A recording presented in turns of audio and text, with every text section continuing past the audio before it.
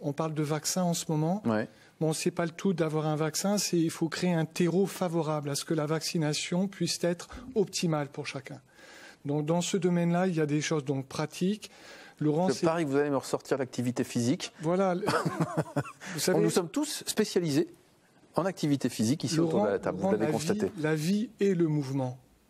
Sur cette terre, la seule chose qui ne bouge pas, c'est pas la vie, c'est la pierre et c'est l'absence de vie. Donc c'est du bon sens. Et il y a un autre bon sens que je dis très souvent en consultation aux patients qui sont là en consultation avec une bonne foi extraordinaire et qui disent moi j'ai une activité physique régulière. Alors l'activité physique régulière c'est quoi? Si c'est rester dans sa maison, aller au jardin, monter les escaliers, moi le parallèle que je fais aux gens, je leur dis un oiseau ne reste pas sur sa branche tous les jours.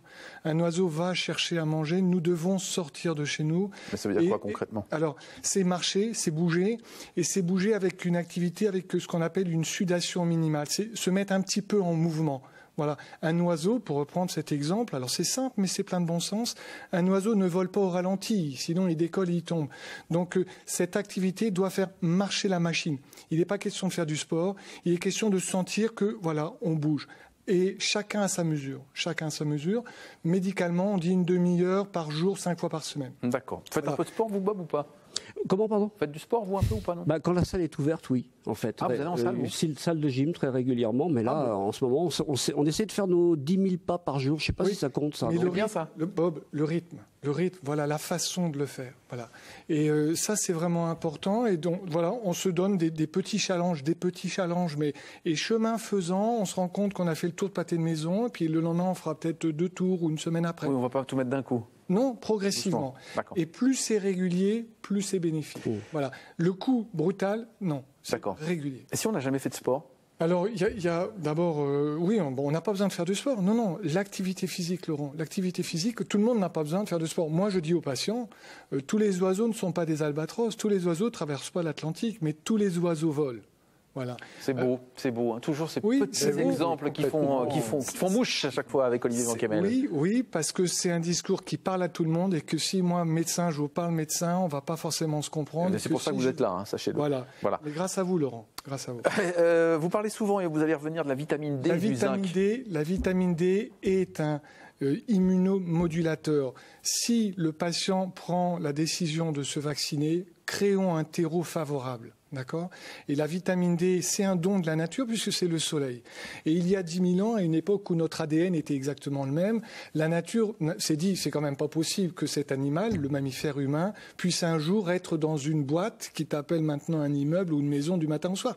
La nature s'est dit, non, c'est pas possible. Donc comme ils vont être dehors tout le temps, on va leur donner un truc de dingue, une énergie extraordinaire, la lumière du soleil. Et voilà, là, on est sûr qu'ils vont l'avoir. Pas de bol, nous sommes maintenant beaucoup dans des maisons, beaucoup dans des immeubles, et on a oublié cette source d'énergie considérable. Pratique, la vitamine D, moi j'encourage les gens à demander une prise de sang au médecin traitant pour connaître le stade du départ. Vous avez sur la prise de sang la valeur basse et la valeur haute. Visons la valeur haute.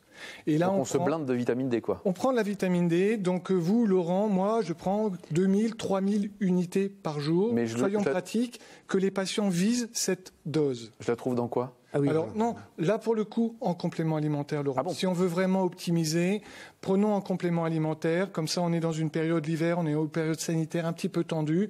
On le prend, on va chez son pharmacien, on demande ça. Après, les poissons gras, le foie de morue, mais là, je pense que la supplémentation a du sens. Petite dose. Voilà, prise de sang, on contrôle au bout de 3 mois. Le zinc. Laurent, dernière chose, la vitamine D, ça se prend pendant un repas et pas en dehors du repas. Ah, d'accord. Très important. Vous notez, messieurs? Oui. Peu de gens le savent. Non, c'est important. Le zinc, le zinc, cofacteur de l'immunité. Le zinc altère l'agressivité du virus. Pour le coup, on en parle un peu des virus en ce moment. Donc ça, c'est prouvé, c'est publié. Le zinc est un facteur aussi très important pour que les cellules à activité rapide soient actives. Et pour le coup, les cellules à activité rapide, il y en a deux grandes, c'est celle du cerveau et tout le système immunitaire. Et pour le coup, c'est sympa d'avoir un système immunitaire qui marche. Donc là, le zinc, en pharmacie, le pharmacien en proposera. Et l'idée, c'est de prendre entre 15 et 30 mg par jour en dehors du repas. Je peux faire zinc et vitamine D en même temps? La vitamine D pendant le repas. Le zinc, pour le coup, c'est en dehors du repas. D'accord. Et là, ce qui est aussi sympa, c'est demander au médecin traitant une prise de sang au départ. Comme ça, on reste dans un cadre sécurisé. Prise de sang, on voit où on se situe, on recontrôle 3 mois plus tard. Merci beaucoup, Olivier Van Kemmen.